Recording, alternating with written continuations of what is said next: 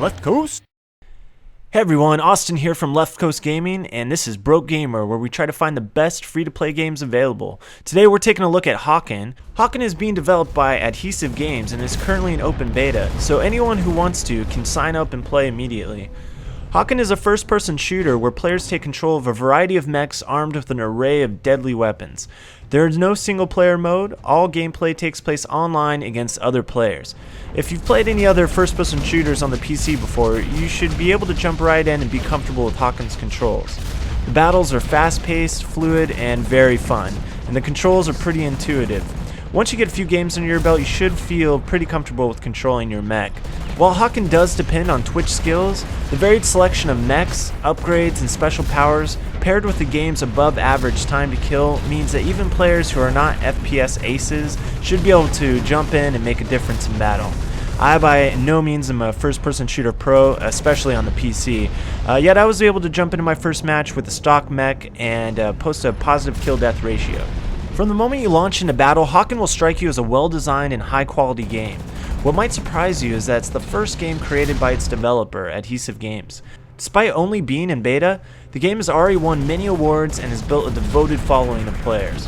The developers have stated it is their goal not only to create a AAA quality game, but to create something that gamers will continue to play over long periods of time, and hence the free-to-play model. Now, one of the first things you'll notice jumping into your first game of Hawken is the beautiful level design. Though there are only a few maps currently available, each has a distinctive layout and ambiance to them. Hawken has more of a vertical element than most shooters, and the maps are designed so players can use the mech's jump jets to gain strategical advantages over their enemies. Gaining higher ground is often the difference between life and fiery destruction, and many of the best Hawken pilots will spend most of their time raining down fire from above. That said, there is an awkward mechanic in the game which affects vertical gameplay. When using vertical thrust, your mech will reach a max altitude, which is calculated based on how far you are from the ground beneath you.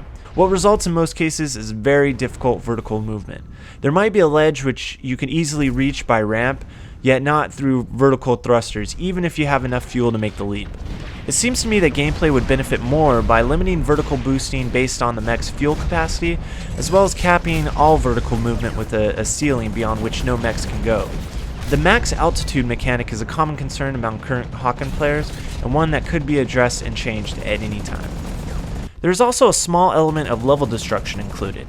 The major structures cannot be destroyed, but smaller objects like streetlights, utility boxes, piping, civilian vehicles, they'll all fall over when you crash through them. While it doesn't affect gameplay, it's a nice touch that gives you the sensation that you are actually piloting a gigantic robotic death machine trudging through a living environment. Hawken has an array of different mechs you can unlock, each with their own special abilities, weapon types, and playstyles.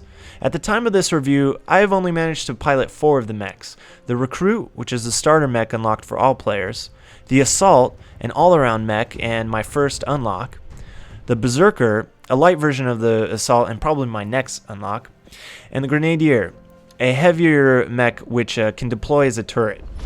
Each mech has a distinct feeling when piloting them, including different speeds and defenses, and each one is fun in its own way. Given enough time with each of them, every player could find the mech that suits them best.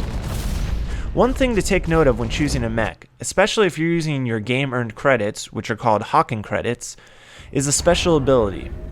There are a few different special abilities, things like active camouflage, short-term damage boosts, accuracy buffs, and turret modes. Take the time to think about your playstyle, what weapons you like, and what abilities you'll use most. I chose the Assault as my first unlock because I had it on trial and I liked the weapons that came with it, but I hardly ever used its special ability, a weapons cooldown, because I rarely overheated my weapons.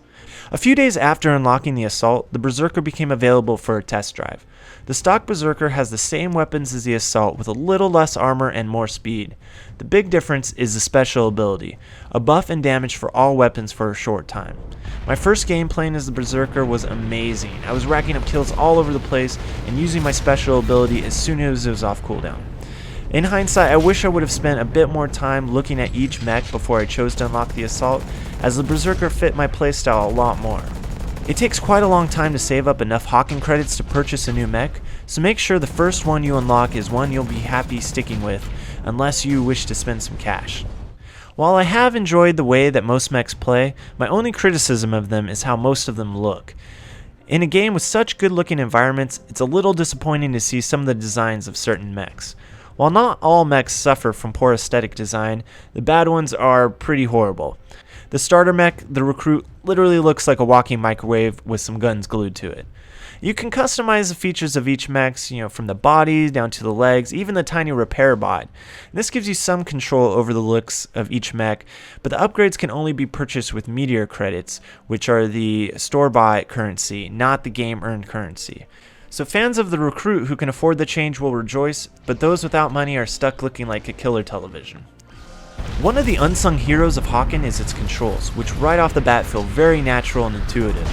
Based on standard first-person shooter controls, the additional keybinds Hawken requires can all be found next to the standard WSAD keys, making it extremely easy to dodge, use special abilities, pull up your map, and spot enemies without having to reach far from your movement keys. The only downside to this is it's sometimes easy to hit the wrong key, like pulling up your map when you want to use the special ability, but this is no different than any other game on the PC. The keybinds are customizable, but I found that the default setup was the most natural for me and I haven't needed to change them yet. Hawken also allows the use of controllers such as the Xbox controller. However, it doesn't feel as though these controls have been fully developed. For one, the controller cannot be used to navigate menus, only during actual gameplay. This can become very annoying since every time your mech is destroyed, the game takes you back to the mech selection screen where you have to use your mouse to get back into the game. Secondly, the controller lacks much of the intuitiveness of the standard keyboard setup. One example of this is the thruster button. This one button controls your side dodges, forward thrust or sprint if you're on a regular first-person shooter, and a quick 180-degree turn. For the dodges and the turn, the default button, which is the right bumper on the controller, works very well. It's easy to hit it quickly and works well in combination with the joystick for direction. For the sprint, however, most first-person gamers using a controller would be used to clicking down the left thumbstick, which I found myself doing almost constantly. There's no way to set separate buttons to these actions, and if you were to change all thrust movements to clicking down the left thumbstick, you would lose the ability to quickly dodge or turn that the right bumper gives you. Of course, enough playtime with any particular controller setup will result in it becoming second nature, but without being able to get very specific about which buttons do what, it seems like using a controller might limit a player in what they can do. As of now, Hawken has 4 game modes available for play. Deathmatch and Team Deathmatch are pretty standard for any shooter, the only difference being that the matches are on a 15-minute time limit rather than a kill or point limit like most other shooters. Settings like time limit or the ability to switch to a kill limit are not currently in the game, which is a bit disappointing. I'm on the fence about the current 15-minute time limit. In some matches it seems my team's getting owned so bad that it seems like a lifetime. I wish it was over. In other games there are really close battles and it comes down to the last second for one team to swoop in and score the victory. Still, customizable game settings for these variants seems like a no-brainer, which I'm sure will be introduced at some point in the future. The third game mode is called Missile Assault, and it is a standard 3-point capture and defend variant. If you played this game mode before, you'll be pretty familiar with it. One difference in Hawken is that the variety of different mechs with different abilities gives an extra level of strategy. Since most games you're paired with random other players, you might not see this in action, but the potential is there for a group of 5 or 6 players to get together, collaborate on their selection of mechs, set a strategy for a game, like say have your heavy turret mechs defend the points while the light mechs attack the opponents as a distraction, and outright dominate the game. The final game mode of Hawken is by far the most original. It's called Siege, and it's a multi-stage variant aimed on destroying the opponent's mothership. At the start of the match, each team is tasked with gathering enough energy to launch their battleship. Energy can be gathered at 2 locations on the map, and each player can only haul 200 units, out of a total 800 needed to launch, meaning that multiple trips are required. Energy can also be gathered from the remains of any mech destroyed while carrying energy, meaning that you can ignore the energy stations altogether and just focus on destroying the other team's gatherers. Once enough energy is gathered and returned to base, that team's battleship will be launched. The battleship is a slow-flying but devastating weapon that will start to bombard the enemy's mothership once it gets in range. The battleship can be destroyed by taking control of an AA turret in the center of the map, and thus the second stage of the game. Once the team's battleship is destroyed, it goes right back to stage 1, gather enough energy to launch another. and so on until one team's mothership is decimated. Siege is an incredibly fun and, as far as I know, pretty original game type. Like Missile Assault, it seems like it has tons of potential for a well-rounded and organized team to get together and dominate their opponents. Adhesive made the right call by making every item or upgrade that affects gameplay able to be unlocked using Hawken credits. The only unlocks that require actual cash are all cosmetic, things like changing body types of the mechs or adding paint jobs. While all the useful items can be unlocked using game-earned credits, this in itself is a limitation. Hawken credits are earned at an extremely slow rate. The average team deathmatch game will reward the player with around 160 Hawken credits. MECHS cost about 6,400 Hawken credits to unlock, and most upgrades cost anywhere from 2,000 to 4,000. Without spending cash on meteor credits, it will take a lot of playtime for you to pimp out even one of your mechs. This is not necessarily a power boost for those players who can afford to drop some cash on Hawken. As a Twitch game, the most important thing is still player skill. A level 1 stock mech can take out a level 25 upgraded opponent if they play smart and have good aim, and a little luck doesn't hurt either. Hawken continues to surprise me with its exciting gameplay and overall quality. I've had a tremendous amount of fun in a short time I've been playing it, and I think I'll continue to play it even after I've done this review.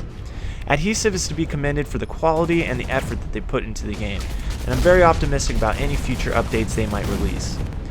There are a few things that can be improved, but I'm confident they'll be addressed at some point. The free-to-play model they have in place is balanced and fair and will hopefully result in many players giving Hawken a chance. I encourage anyone who's watched this review so far to check out the game for themselves. You can sign up for an account and play right now at www.playhawken.com. If you enjoy the game and have a few extra bucks, buy a mech and support the developers. They certainly deserve to have the support of their players after giving us a chance to play such a great game for free. If you have anything to add to this review, go ahead and hit me up on Twitter at LCG_Austin. If you have any suggestions for any other free-to-play games that I should review for this series, go ahead and let me know. Until next time, go get 'em, pilots.